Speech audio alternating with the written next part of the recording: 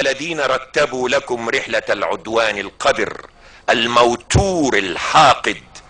الذين خططوا لكم رحلة الافتضاح والخيبة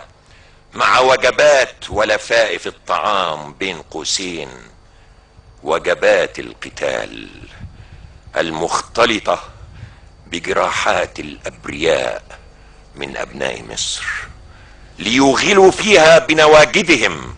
وقد اطمأنوا الى رضا واعجاب من اوفدوهم الى رحلة البلطجة والكفران بالروابط والوشائج والايادي التي طالما اكرمتهم واحسنت اليهم، وخانوا السودان الكريم ليطعنوه من وراء ظهره. الا خاب فألكم وطاشت سهامكم، وعاشت مصر، عاشت مصر، عاشت مصر.